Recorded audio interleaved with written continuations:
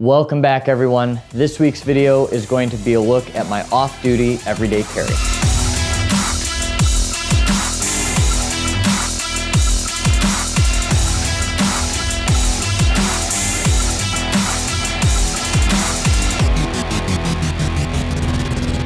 I'm sure everybody watching this video knows what an everyday carry is. This video is going to be detailing my on-body carry, so not what's in my car, not what's in my house, but what I have with me when I'm going to the grocery store or running other errands around town.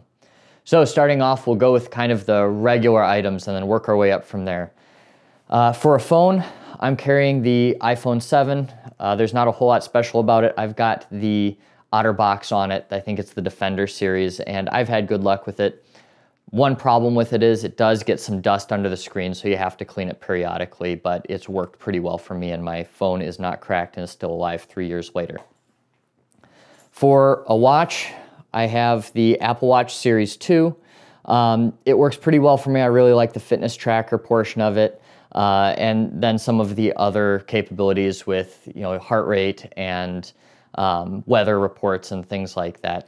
I do feel super rude though if you're out to eat and somebody texts you and you check your watch like you've got somewhere to be. That's the biggest downside of an iWatch in my opinion. So moving down to the keys, and once again there's not a whole lot to say about the keys. I don't have any of those fancy key bars or anything. I had one for a while and it just wasn't working great for me because I carry a lot of fobs around with me as well and not a whole lot of just single keys. So I keep them just like this. This is a little bit different. This is a Core Essentials carabiner. They sent me this and another item that you'll see later on in it. And this actually works really well for content creators because it's got a GoPro tool in there. You can turn the little tightening knob on the GoPro, and it also has a bottle opener. So I've got nothing bad to say about it. Works well for me. Coming down to the keys, it's pretty standard stuff. My motorcycle key, my car key, some fobs for work. I do have this, which serves no purpose, but it is the first flashbang pin that I ever used on a call out. And then I also carry a handcuff key. Not so much to escape handcuffs if I'm falsely arrested or something. I carry this for if I do put handcuffs on somebody and I've forgotten my handcuff key in my shirt pocket, I've got a backup I can use right there. For a wallet, I am carrying the Magpul DACA Everyday Wallet. I just picked this up and I actually really like it. It's a slim design. It's not one of those metal wallets. I haven't really liked those in the past. They're a little bit too rigid for me. But this is just a really small wallet. It's got 2 card slots on the one side and it's got an open slot for your ID on this side. I'm currently carrying 3 cards in here and 3 cards in here.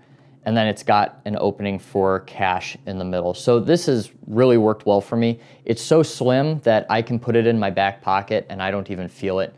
With my trifold wallet, I'd put it in my back pocket and I'd have to take it out every time I'd sit down in the car because it would give me back problems, but I really haven't noticed it with this. I'd say the big downside to it is that I don't feel it all the time. So I have these momentary panic moments where I have to pat my pants and figure out where my wallet is. So coming down to my side pockets, for a knife, I'm carrying the Spyderco Tenacious. This is one of their cheaper models.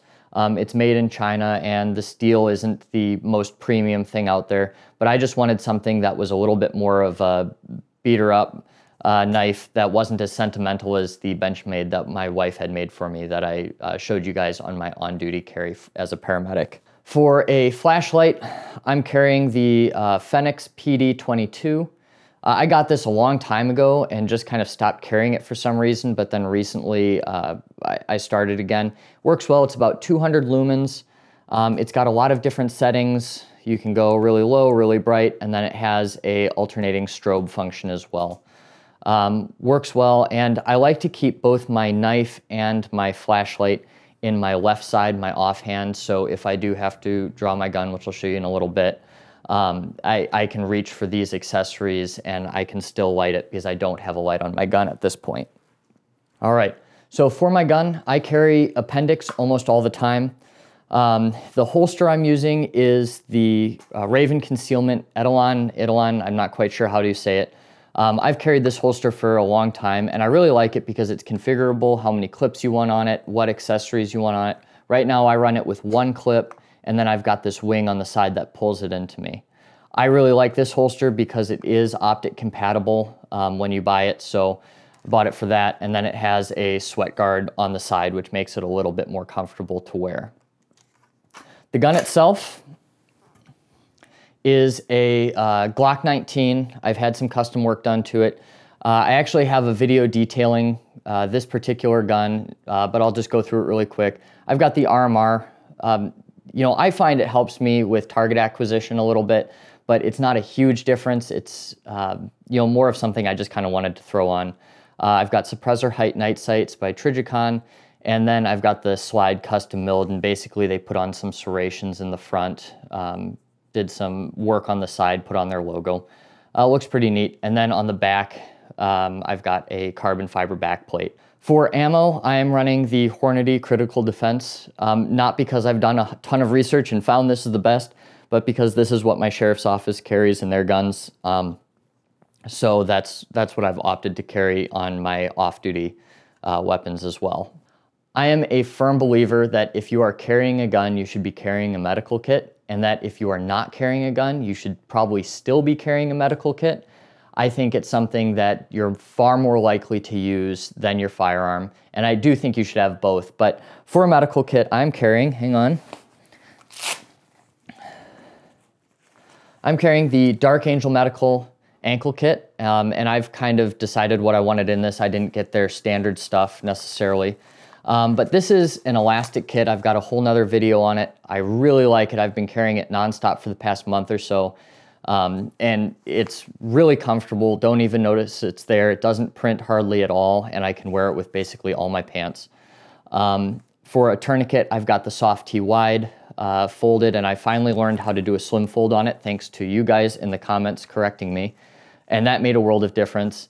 I have a twin pack of the low profile hyphen chest seals, and then I've got a set of Z-fold gauze for wound packing in there. I did actually try carrying it with the H&H compact trauma dressing, but actually found that was really bulky. It started to hurt my ankle, so I took it off.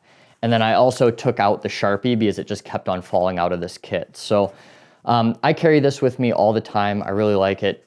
Come summer, I'm gonna have to figure out something else because obviously you're not gonna wanna wear this with shorts. You're gonna look a little bit weird. One of the other things I wanted to address in this video is kind of clothing and wearables for concealed carry and everyday carry.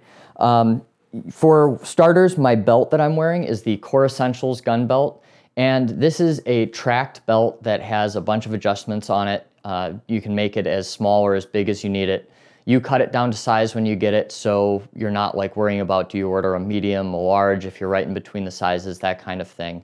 And what I've really found is nice with the track system, it is as such minute adjustments that especially for appendix carry, you can bring that down and adjust the retention of that holster.